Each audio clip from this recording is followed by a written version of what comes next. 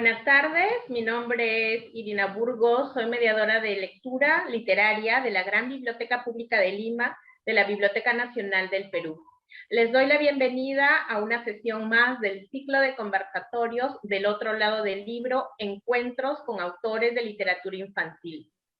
En este ciclo contamos con la presencia de destacados autores, llámese escritores e ilustradores, que nos aproximarán a sus motivaciones personales y profesionales que los llevaron a incursionar en la literatura infantil, los procesos creativos que les demanda la creación de una obra literaria y la idea de infancia que atraviesa el conjunto de su obra. Antes de presentar a nuestra invitada, les recomiendo a quienes nos siguen en esta transmisión que si en caso tengan una consulta o quieran hacer una pregunta a nuestra invitada, está disponible el espacio del chat en vivo para que nos escriban por ahí. Hoy nos acompaña la escritora peruana Vicky Canales. Vicky Canales Palomino ha publicado 11 libros para niños en Perú, México y Colombia. Su cuento Paulina y la paloma de barro, publicado en Pearson, México, ha sido seleccionado en la lista IBI de libros recomendados en el año 2018. Aquí valga reconocer y mencionar que la lista IBI de libros recomendados en México es una lista muy prestigiosa que da cuenta de los libros de mayor calidad que se publican durante un año. En este caso, el libro de Vicky apareció en la lista como uno de los más recomendados en el año 2018, que se publica en el año 2018. También ha publicado artículos sobre literatura infantil y animación a la lectura en revistas virtuales e impresas. Es cofundadora de la revista de crítica de literatura infantil Caballito de Madera. Ha sido jurado en diversos concursos de literatura infantil y juvenil. Ha culminado la maestría en literatura infantil y juvenil y animación a la lectura por la Universidad Católica Sede Sapiente y la Universidad Nacional Mayor de San Marcos. Es licenciada en Educación con mención en Lengua y Literatura por la Universidad Nacional Mayor de San Marcos y tiene un diploma de segunda especialidad en formación magisterial por la Pontificia Universidad Católica del Perú. Ha publicado 3 libros de historias rimadas, Animales Inmodales, 1, 2 y 3, con Editorial Bruño. Los cuentos La Bruja Malazú, con Editorial Centauro, 3 gallinas contra un gallo bravucón, con Editorial Norma, Paulina y la paloma de barro, con Editorial Pearson, México, y Líos en la selva, con Editorial Planeta. Su obra, A todo pedal, obtuvo el segundo puesto en la Bienal del Cuento Infantil 2014 del ICNA. También obtuvo una mención honrosa en la Bienal de Poesía Infantil en el año 2009 con su poemario Dichos Parlantes. El año pasado publicó en Editorial Bruño los libros Carolina y el Rey sin pelo y Mitos y Leyendas en verso. Actualmente lleva talleres de creación literaria e ilustración. Vicky, bienvenida. Buenas tardes, Irina. Muchas gracias por la invitación a ti y a la Biblioteca Nacional. Muchísimas gracias. Estoy muy contenta de estar conversando otra vez contigo. Nosotros también estamos muy contentas porque nos gusta tu obra, nos gusta mucho tu obra, nos gusta mucho tu estilo, el estilo de tu escritura, las historias tan valiosas que nos narras en cada una de tus obras y por supuesto el lenguaje lírico y lúdico que observamos en varias de tus publicaciones. Vicky, cuéntanos, ¿cómo llegas a la escritura de literatura infantil? ¿Cómo pasas, digamos, de pronto de otras actividades no vinculadas directamente a la creación de una obra literaria para niños y hasta llegar, si no es muy ambicioso pedir, hasta llegar en el momento actual en que pues eres una escritora reconocida internacionalmente? Bueno, Irina, yo creo que todos los gustos o los talentos se manifiestan en la infancia, ¿no? Es decir, siempre hay algo a lo que nos inclinamos. En mi caso, el misterio mayor, lo más bonito, lo mejor que yo podía tener era un libro. Y recuerdo que tenía pocos libros, no tenía muchos. En aquella época no era la oferta editorial como ahora, ¿no? Siempre pensaba cómo sería hacer un libro y me imaginaba que sería escribiéndolo y dibujando, ¿no? Es lo que yo pensaba de niña. Luego también me gusta elucubrar, ficcionar, es decir, veo un perrito y pienso cuál es la historia detrás de él, y eso lo hacía desde niña, desde niña.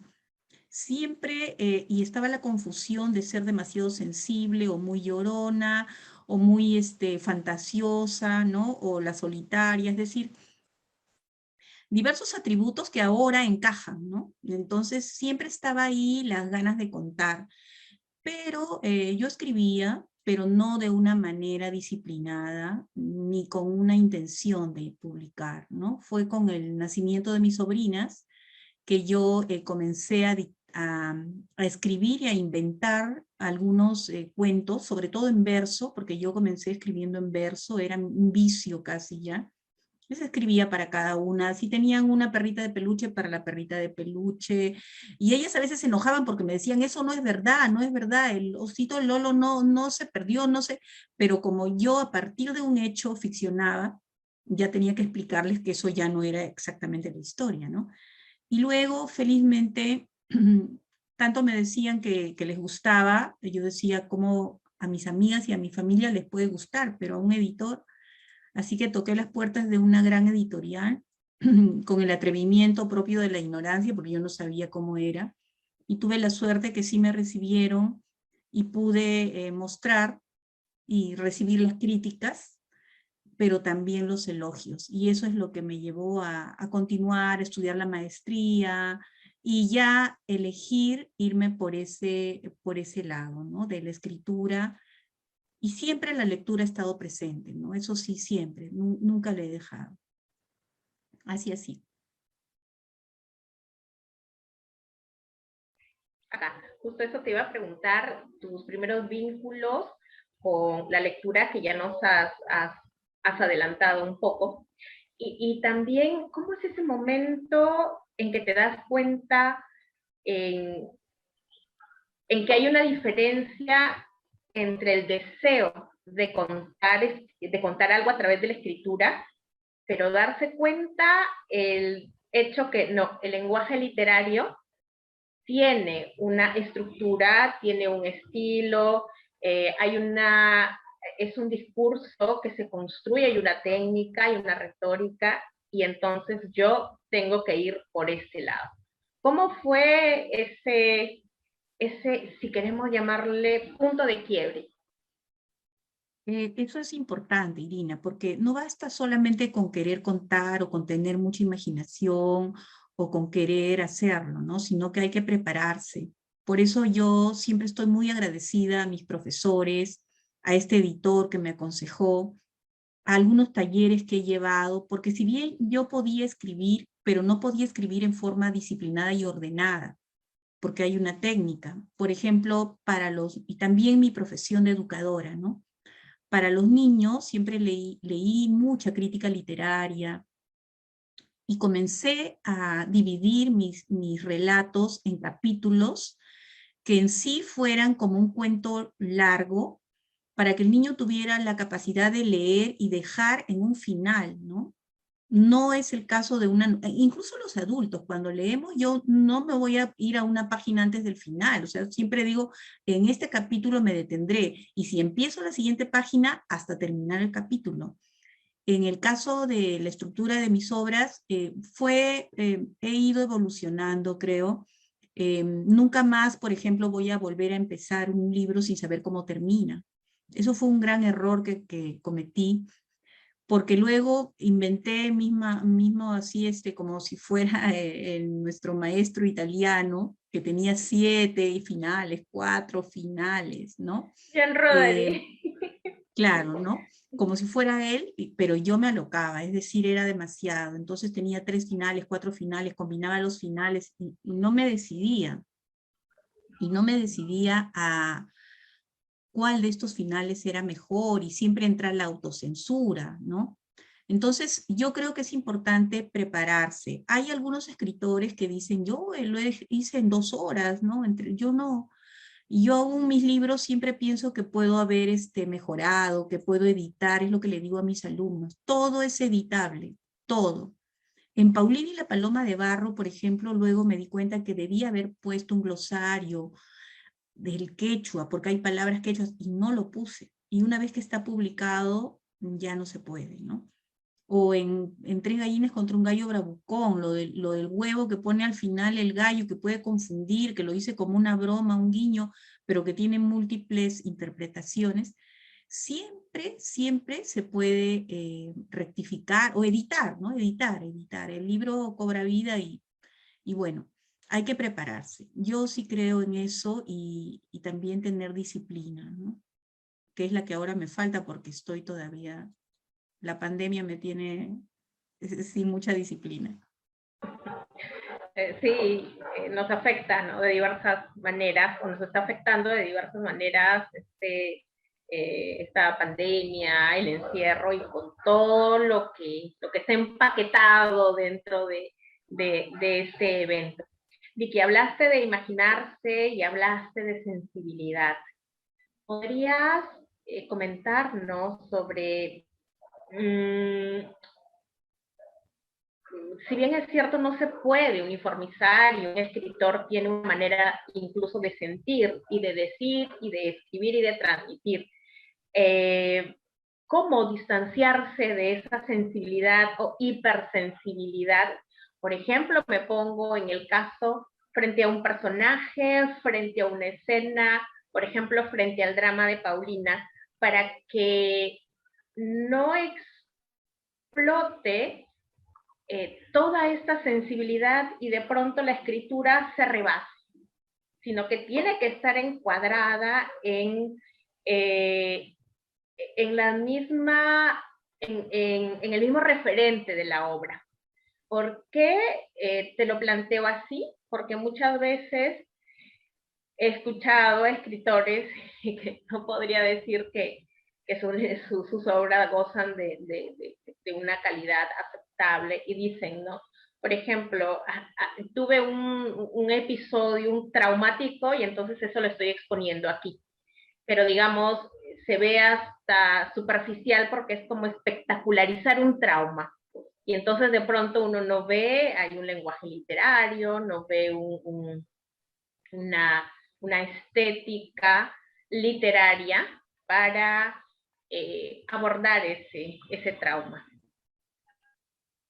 En el caso de Paulina y la paloma de Ba, mira, yo normalmente en mis libros, como te digo, empecé escribiendo en verso y con humor, ¿no? Animales Inmodales es básicamente de humor. Ahí también tuve que cambiar algunos finales por algunas recomendaciones a las que cedí por ser mis primeros libros, ¿no? Que ahora no lo haría, pero en ese momento sí, porque uno evoluciona. En el caso de Paulina, fue bastante tiempo, empezó en un taller con Jorge Eslava, el gran maestro, nuestro maestro, que me animó, yo presenté solamente un relato y él me animó a seguir desarrollando, ¿no? Yo pensé que ahí quedaba, pero no, quedaba en La Paloma, pero luego la historia detrás ya fue posterior. Y esa obra me dolió muchísimo escribirla, porque bueno, el drama de los niños desplazados, de las personas desplazadas, no solamente los niños, ¿no? Una cosa es mudarse para tener una mejor calidad de vida y por decisión. Y otra cosa es estar obligado a, a cambiar de vida, ¿no? A ir a otro lugar. Entonces, en el caso de Paulina, como te decía, fue realmente una obra que me costó mucho,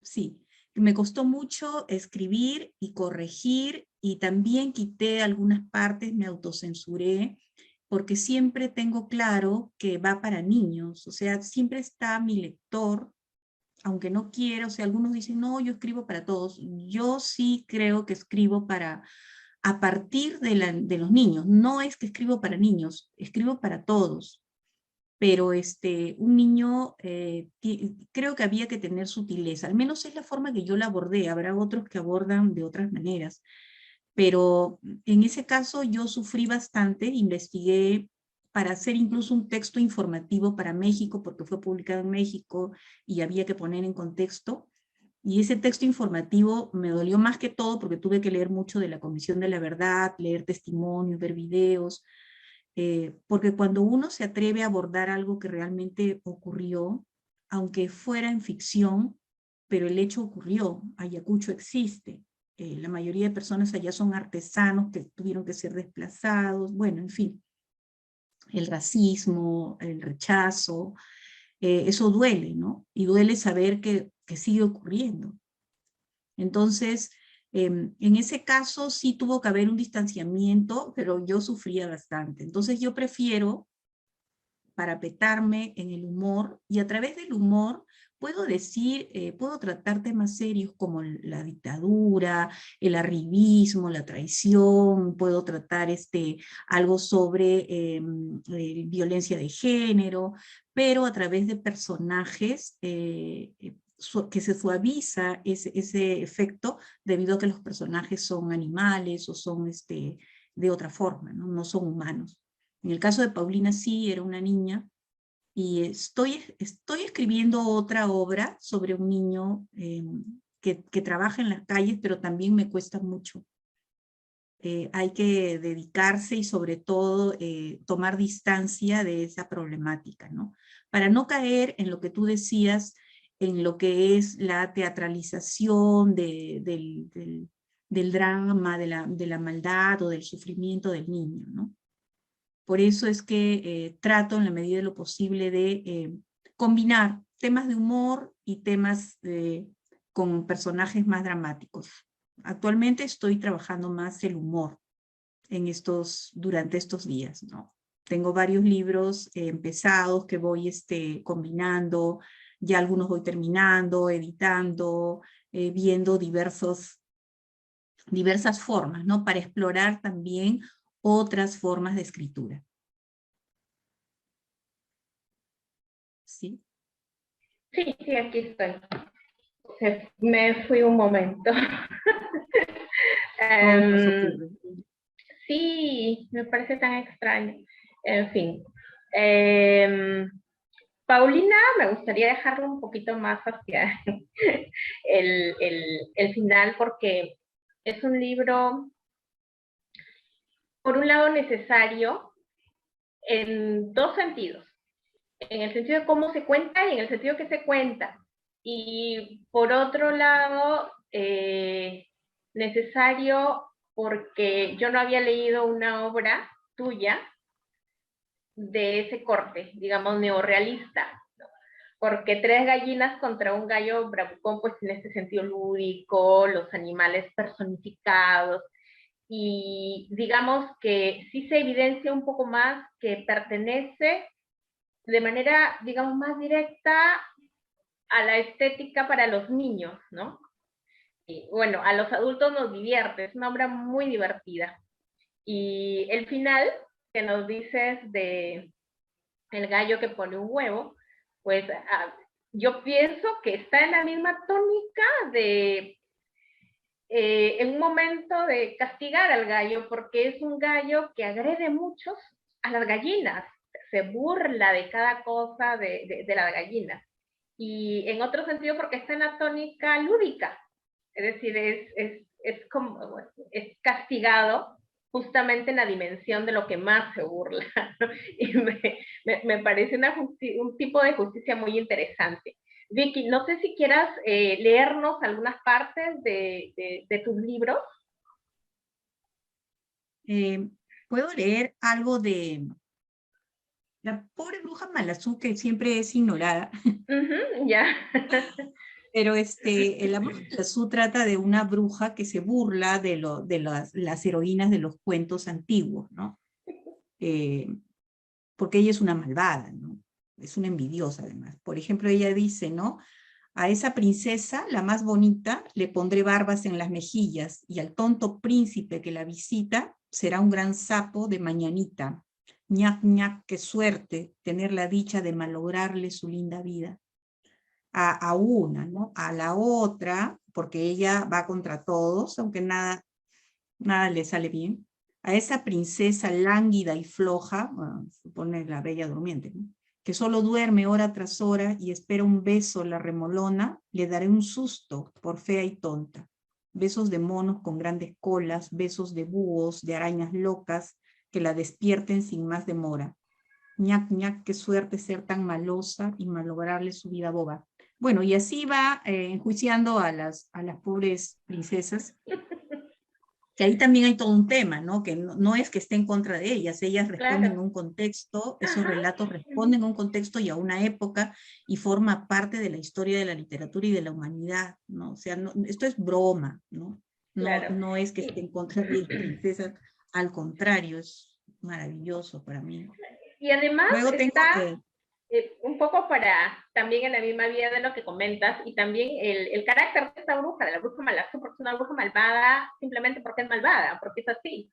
Porque también pero hay es que tener en ridículo. cuenta, sí, pero hay que tener en cuenta precisamente que este tipo de seres mágicos, maravillosos, y en el mundo férico, en el mundo de las hadas, responden a una lógica diferente que la nuestra. No El son seres humanos. maniqueísmo, claro, malo o Exacto. bueno. Claro, es malo o es bueno, y tienen una lógica, no tienen nuestra misma moral y tienen una lógica absolutamente distinta, pero Sí, esta por bruja, eso esa fue durante el taller de Jorge Eslava también, que él me puso el 20 y luego lo publiqué, tuve la suerte. Este es en Planeta, Líos en en la Dios en selva, la selva. y trata acerca del desaparece un día el otorongo, el gran otor, ¿no? A quien sus amigos lo llaman el gran otor y sus enemigos el hongo horroroso.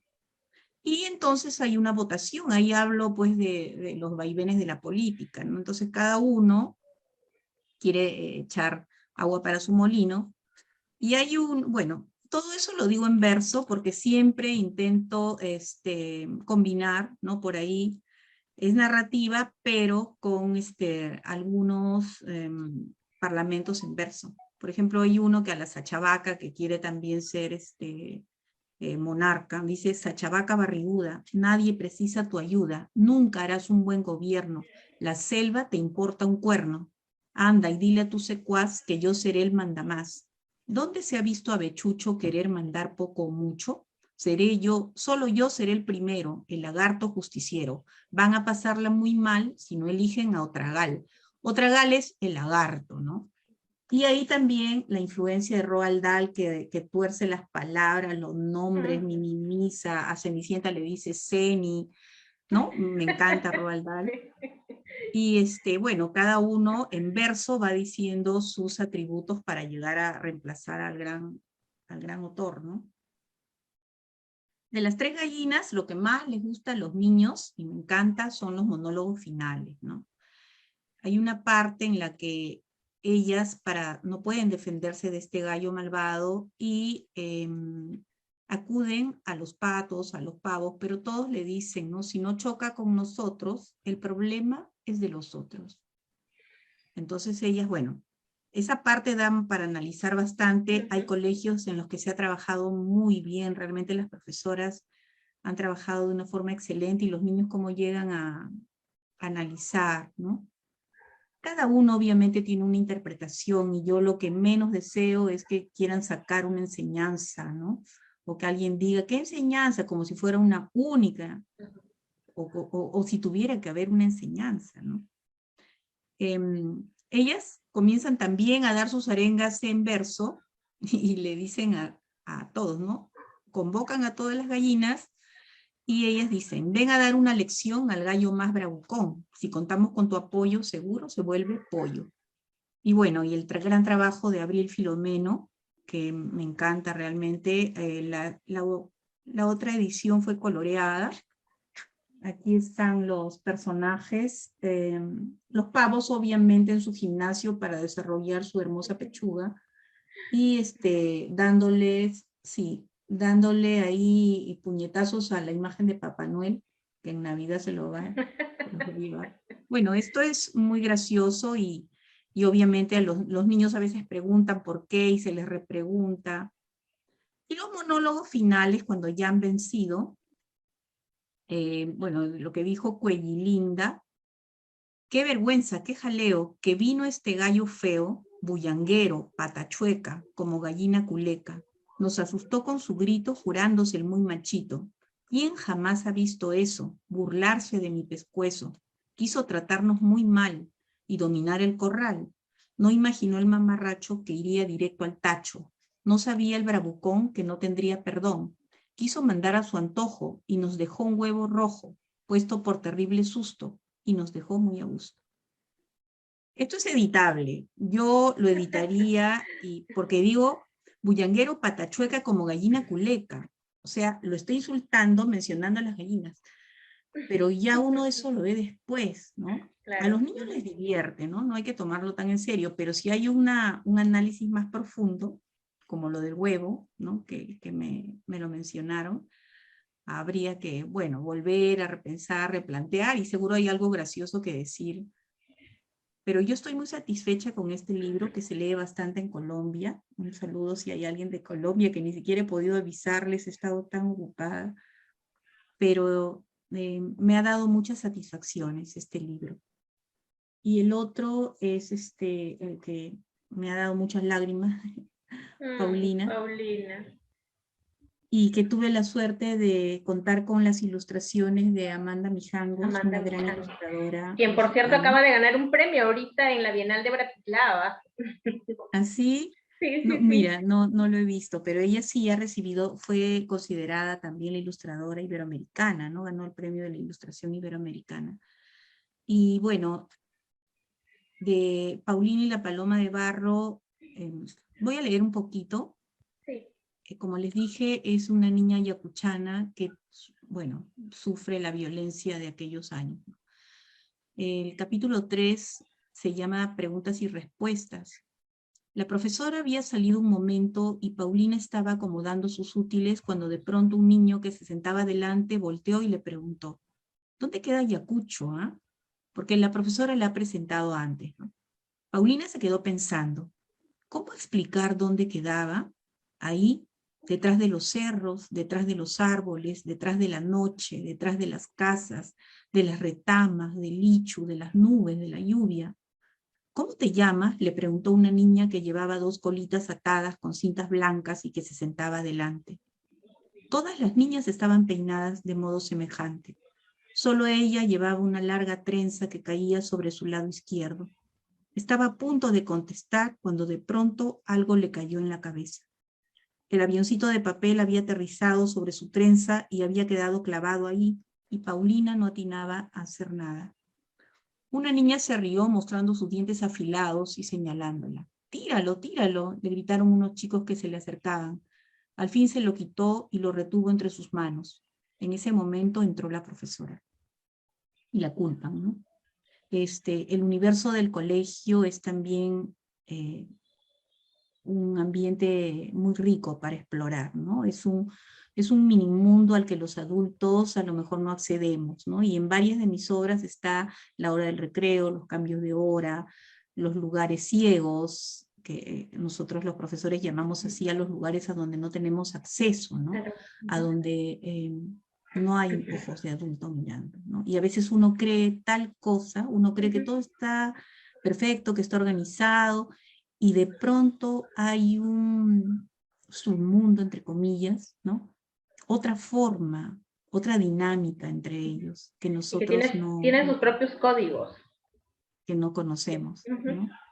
Y acá todo ocurre a la hora de los cambios de hora, a la hora del recreo, a la hora en que, o ocurren situaciones realmente que no corresponden a la realidad, ¿no? Cuando está la profesora, es algo artificial. Uh-huh. Así no Sí. es el vínculo que ellos tienen. Pero ¿cómo nos hace ver de otra manera lo normal, la rutina, ¿no? Hay espacios inaccesibles, ¿no? Hay que un poco mirando, extrapolando con la literatura, son los espacios que para los adultos podrían ser ficcionales, porque ocurren en paralelo, pero que no los vemos, pero que están ahí. Y que hay todo un conjunto de convenciones, como en la literatura, y que también hay un conjunto de un mundo verbal, un mundo gestual y toda una una gramática a la que el adulto no tiene acceso porque no es tu espacio, no te corresponde, y precisamente los códigos están para proteger ese espacio que esté inaccesible a quien no pertenece ahí.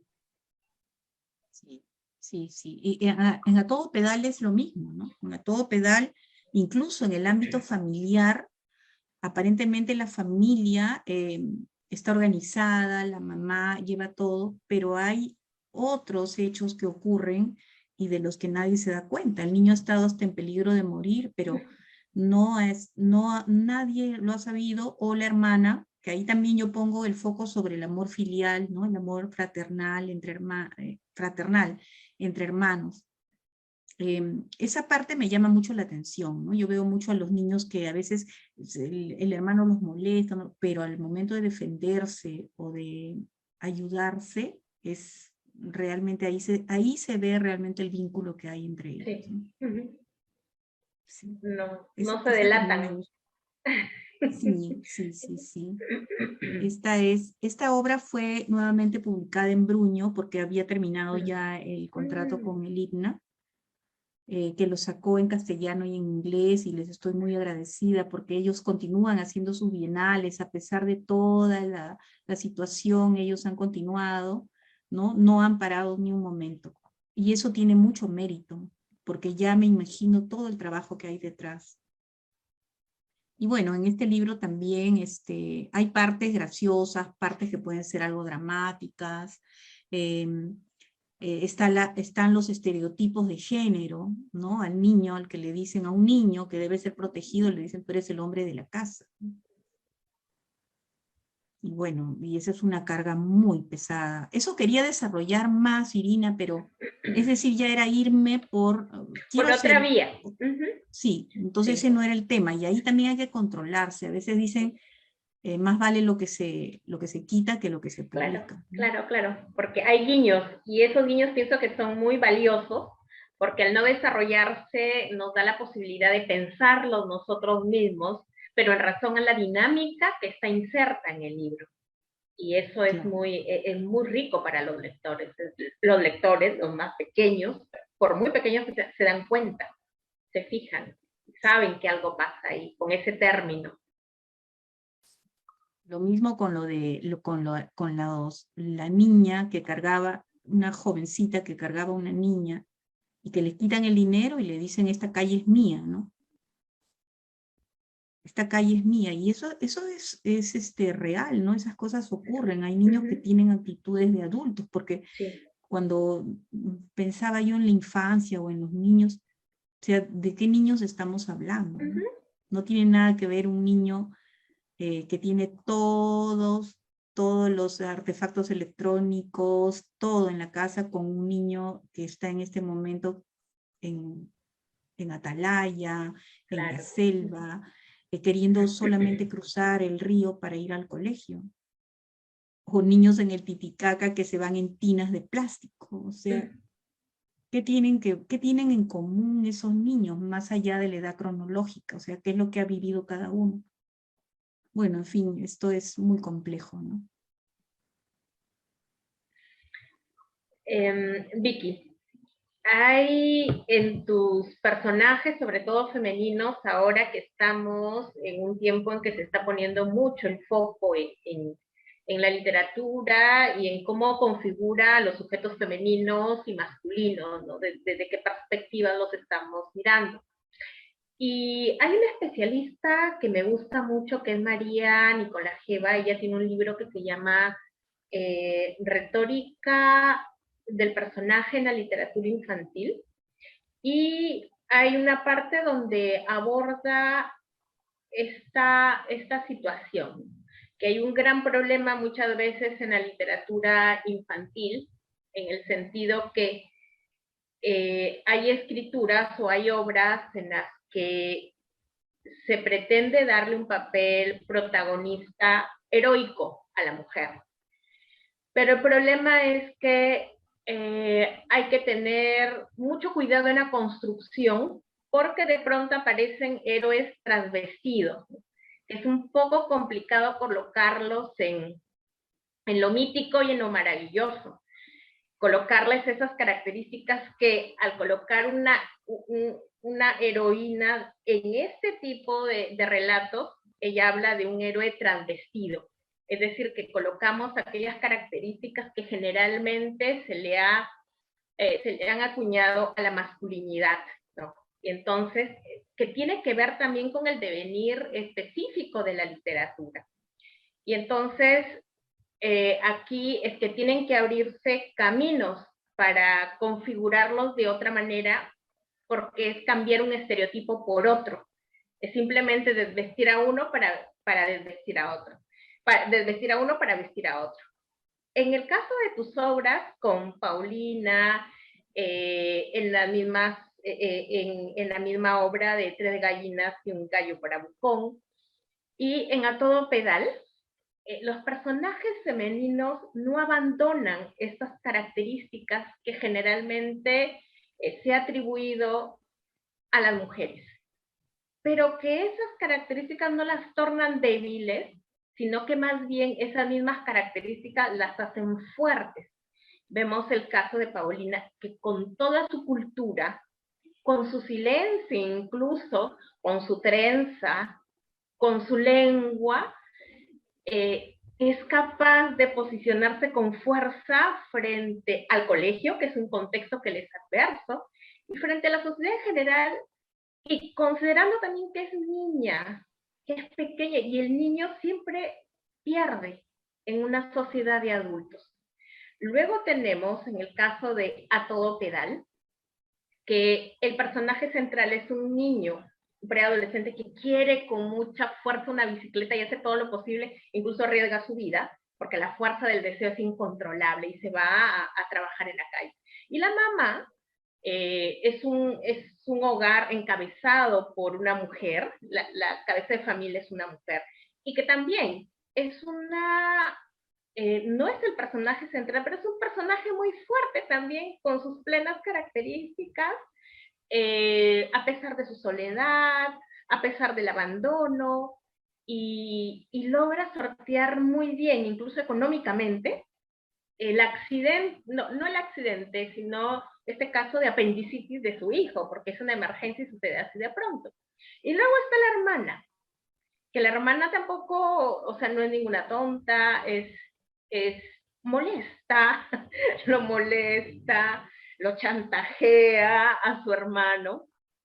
Y vemos, y las gallinas también que dentro de sus propios recursos y dentro de su misma configuración como animales, ¿no? Frente a los linces, que tiene un personaje que es un animal, con el lenguaje hacen mucho y se defienden mucho también con el lenguaje.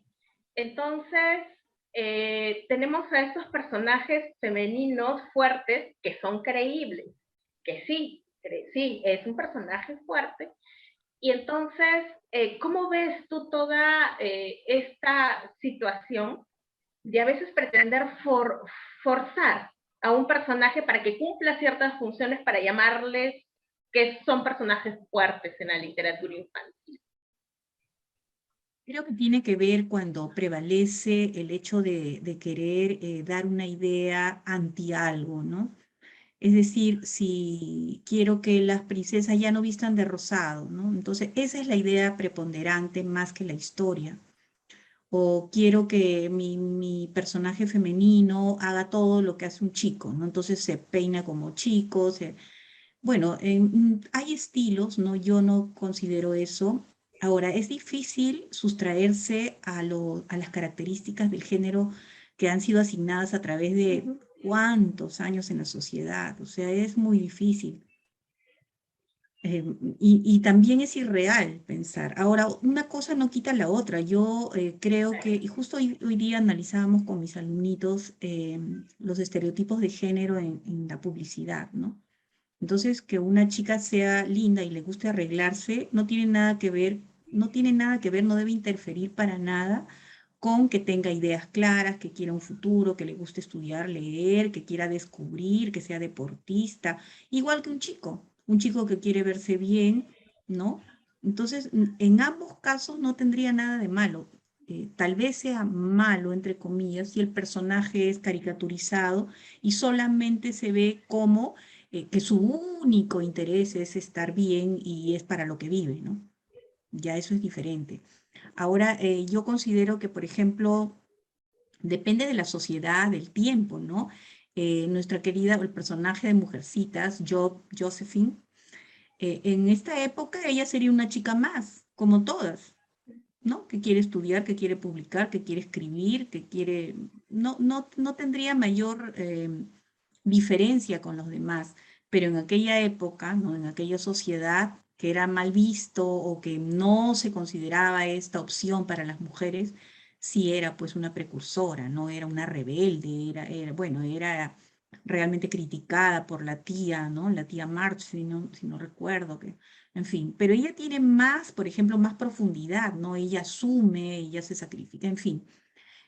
Esos personajes a mí me llaman mucho la atención, ¿no? E incluso yo creo que en exprofeso hago que mis personajes sean mujeres. Siempre me sale que sean mujeres. Veo a veces que hay tantos personajes varones, ¿no? Yo quiero escribir sobre las chicas, sobre las mujeres, sobre las gallinas, sobre la Sachavaca, por ejemplo, también es un buen personaje en Líos en la Selva. Em, Trato de no ser tan maniqueísta en esto o no caricaturizar. Espero lograrlo, ¿no? No quiero caricaturizar y tampoco es mi interés, por ejemplo, mostrar a Paulina. Yo no quería mostrarla débil, no me salía mostrarla débil, mostrarla sumisa, o que por el hecho de haber venido ella tenía que aceptar todo. Ella no acepta nada, e incluso era pequeña, pero habla fuerte, o sea, su voz es potente. Es una niña que ha vivido en el campo, y en el campo respiras y en altura, y ella ha caminado, ha recorrido kilómetros, o sea, todos los de acá podrían decirle lo que quieran, pero ella había pasado situaciones más difíciles que ese rechazo en el colegio. O sea, hubiera sido eh, atípico que ella, una niña, se acobardara. Si ella ha perdido a su padre es un desaparecido, ha tenido que viajar en un camión. Bueno, es decir, ha pasado cosas más fuertes que un rechazo en el colegio, ¿no? Que al final se sobrepone. Ahí también está la historia de la otra niña, de Andrea, si no me equivoco, que juega fútbol, ¿no? Pero no es masculina, ella no es Claro. masculina, a ella le gusta el pan que tiene trenzas, la muñeca. Bueno, hay varios temitas ahí que podrían haberse desarrollado más o que pienso desarrollar más en otras obras. Vicky, yo he observado en Paulina y la Paloma de Barro y en A Todo Pedal, ahí en el fondo hay como está el drama del deseo.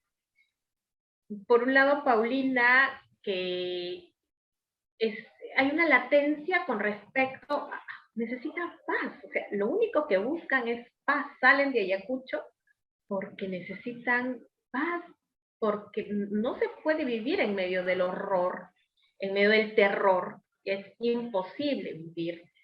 Y en el caso de A Todo Pedal hay un deseo, digamos, más concreto Mundano. en términos de objetos, claro, que hasta podríamos decir suntuario, ¿no? Porque si no tienes una bicicleta no te mueres. Pero él quería su bicicleta y es una fuerza poderosa. En el caso de Paulina también es una fuerza poderosa, pero que actúan de distinta manera, en distintas dimensiones, pero lo que está ahí es el deseo del niño y que ese deseo tiene un componente trágico y que además en el caso de A Todo Pedal, como te comentaba anteriormente, uno lee porque te ríes también con la obra y reírse distiende lo que hay detrás, el drama que puede haber detrás, pero que eso que podría sonar superficial para un niño es diferente. O sea, un niño experimenta el deseo de manera diferente que un adulto, porque igual como adulto es una bicicleta, pero para él es la bicicleta, no es cualquier cosa. Y eso es lo que lo empuja hacia la aventura.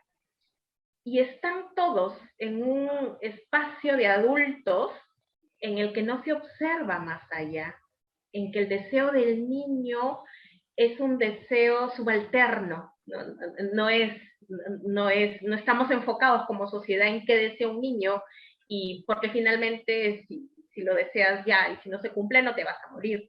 Pero está esa otra cuestión en que tus finales no son finales felices tradicionales, convencionales, porque sí se cumple el deseo, pero no es un deseo que se cumpla tal cual se quiere, no en una equivalencia total de que yo quiero mi bicicleta y así es, voy a tener bicicleta y me la voy a comprar de la tienda que yo le vi y que es eso. Pues digamos, ¿cómo observas tú eh, la cuestión de ser niño en una sociedad de adultos? Bueno, como te comentaba anteriormente, a mí me conmovió mucho de niña cuando leí los merengues y podía casi sentir la angustia de Perico, ¿no? Pero ese cuento a veces ha sido censurado en algunas escuelas porque piensan que alienta el robo, ¿no? Y no sé, eso no puede ser considerado un robo. Eso también lo he analizado con mis alumnos. ¿Es un robo? ¿Es un niño está consciente de lo que es robar? No, es solamente el objeto de deseo y Ribeiro lo describe blancos, vaporosos, ¿no? Muy Y lo deseables, ¿no? Uno contrario. como lector también los desea. Claro, pero a él le daban una rosquita, lo tiraban como a un perrito, ¿no?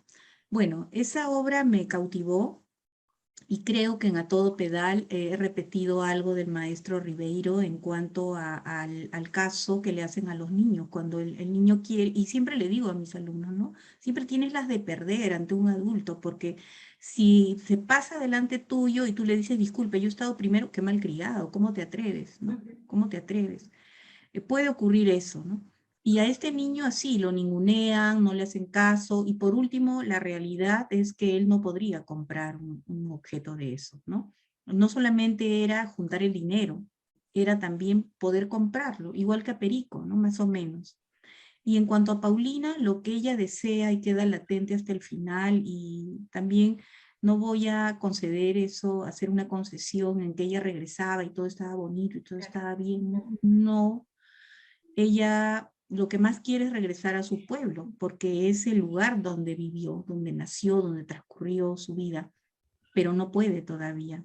Pero lo que sí llega es al encuentro con el abuelo, ¿no? Y a las luces de la ciudad que se prenden, que ya es un guiño a la normalidad, ¿no? Que los adultos podríamos entender y tal vez los niños no, ¿no? Los niños no, las luces se van encendiendo. En la década de los 80, pues la mayoría de las luces no se encendían, ¿no? No se encendían las luces de los postes porque las bombas sí se encendían. En fin, en ambos casos hay un objeto de, creo que en todos hay un objeto de deseo. En el caso de A Todo Pedal es no solamente es el objeto de la bicicleta, sino las ansias de libertad, o sea, lo que Claro. significaba para él poder movilizarse y pensaba, ¿no? Que lo mandaran a comprar como siempre lo mandaban, pero él iría en bicicleta, ¿no? Y para él Y es lo una que él imagen quiere, así heroica, claro, ¿no? sí, y participar en la bicicleteada, ¿no? Porque su vecino lo tiene la mejor bicicleta, el que le compra los toffees, ¿no? Tiene todo lo que él no tiene. Entonces, uno codicia lo que ve, ¿no? Uno codicia lo que ve. Ahí estoy citando a Aníbal Lecter en El silencio de los inocentes, Sí. ¿no? Cuando él razona es alguien que codicia lo que ve. Entonces eso, y cuando uno siempre digo, ¿no? Cuanto más películas veas, más canciones escuches, más géneros musicales conozcas, siempre va a salir en las conversaciones, en mi caso en la escritura, ¿no? Y en cualquiera, creo, ¿no? Siempre va a salir, te va a tornar más interesante. En el caso de A Todo Pedal, ese es el objeto de deseo que simboliza algo más allá y que yo aspiro que tenga más capas de lectura, ¿no? Todos los otros elementos que están ahí, que se presenta una sociedad desorganizada, una calle como la Avenida Bancay, los Los otros sonidos, ¿no? La niños que contaminación, trabajan también, la los niños explotación. que trabajan, los que alquilan niños. Bueno, habrían diversos puntos que se podrían analizar. Por eso es que no puede haber una lectura sola, unívoca, una sola, todos de acuerdo. Eso es imposible. Yo ahí veo el amor fraternal y otros ven más a la mamá y otros pueden ver el problema de, o dirán, a esa mamá, ¿cómo lo descuida? Bueno, hay muchas lecturas Claro. y espero yo, sinceramente, que no se les diga a los niños cuál es el mensaje o cuál es la enseñanza. No debemos robar, no debemos salir. No. Como que, Y y en además Paulina también. como que si todo fuese blanco y negro, y no es así. Ni aún en los cuentos maravillosos, que son una de sus características el maniqueísmo, ni aún así son blanco y negro. Y claro, como también subyace ahí la concepción de felicidad, ¿no? Tenemos una idea de felicidad, pero finalmente la realidad, eh, no podemos ajustar la realidad a nuestro deseo. Y que, digamos, en una obra literaria hay, me gusta lo que dice Gustavo Martín Garzo, sí nos enseña algo, pero no es una enseñanza moral, ni es una enseñanza pedagógica en términos que ya leo Paulina y la Paloma de Barrio y ahora voy a ser comprensiva con todos los niños migrantes, ¿no? O empática. No se trata de eso, sino que finalmente se trata de por ejemplo, una de las grandes cosas que podemos ver es cómo los niños vivencian el deseo, cómo vivencian la felicidad y también cómo el adulto vivencia esas ideas de deseo y felicidad. Que en el caso de la mamá del personaje en A Todo Pedal, la concepción de maternidad, y que podríamos ver, por ejemplo, a una madre que no es una madre típica, y no puede ser una madre típica porque tiene muchísimas responsabilidades y tiene que hacer, digamos, hijos fuertes que también tengan la posibilidad de sostener esa otra parte que está ausente y que es el padre. Y ella al asumir estos dos roles, pues la tiene muy difícil.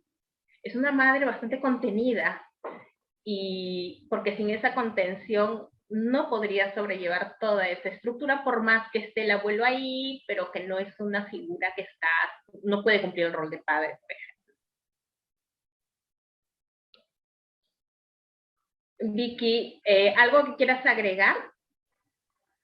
Bueno, yo solamente agradecerte, agradecer a la Biblioteca Nacional que tiene a bien estos espacios que no se han dado anteriormente, y me alegra mucho que seas tú quien está en estos proyectos de divulgar la obra de los autores, de conversar y de conversar con un sustento teórico también, como lo has hecho, ¿no? Porque a veces se considera que la literatura infantil es una literatura menor, ¿no? Entonces, y no se pone la mirada en la teoría literaria, ¿no? Siempre digo cuando trato de asesorar a las profesoras, ¿no? No solamente es la historia, sino también cómo se cuenta, qué técnicas narrativas se utiliza, cómo está el tiempo, se mantiene el tiempo. Hay obras que lamentablemente empiezan con el presente o con primera persona y luego pasa a la tercera, pero no es parte de una técnica, sino es parte de una equivocación. Entonces, que haya también algo de estudio, que los niños sepan de qué manera funciona la obra, porque Exacto, eso va a hacer que ellos puedan escribir bien y exacto. comunicarse bien. Y entender. Y lo que tú dices es una de las partes que más se descuida incluso en los procesos de promoción de lectura y mediación de lectura, porque los niños saben que ahí hay algo que hace que lo que se dice funcione de manera diferente y nos golpee también de manera diferente. Es decir, cómo la palabra en una obra literaria es capaz de conmovernos tanto que podemos llegar a las lágrimas, por ejemplo, o de conmovernos tanto que nos puede romper en el sentido que terminamos una obra y nos sentimos vaciados, no nos sentimos vacíos, ¿no? Que también sucede. Entonces, yo también soy partidaria de esa idea que los niños tienen que saber cómo funciona la literatura, porque hay que enseñarles a leer literatura, que hay unos códigos ahí que son históricos, lingüísticos y literarios, que no es lo mismo leer un diario, un periódico, que leer una obra literaria, ¿no? Que son distintos discursos y que tenemos que aprender a leer. Sí, sí. Vicky, yo te agradezco muchísimo, y a quienes nos siguen en esta transmisión los invito a, a leer las obras de Vicky Canales, que ustedes las pueden encontrar en diferentes librerías aquí en Lima, y yo estoy muy segura que van a disfrutar cada una de las obras de Vicky. Agradecemos a quienes nos acompañaron en este conversatorio y les recordamos que la Biblioteca Nacional del Perú desarrolla una programación cultural virtual atendiendo las necesidades de estos tiempos. Además, esta sesión ha sido grabada y se colgará próximamente en las redes sociales de la institución, en Facebook, YouTube y en nuestro podcast. Ahí ustedes pueden entrar y van a poder ir a esta entrevista cuantas veces quieran. Muchas gracias por su participación. Una vez más, muchas gracias, Vicky. Buenas tardes y que tengan un placentero fin de semana sin descuidarse porque el COVID-19 todavía está aquí. Que les vaya muy bien. Gracias, Irina. Muchas gracias. A ti. Chao. Nos vemos.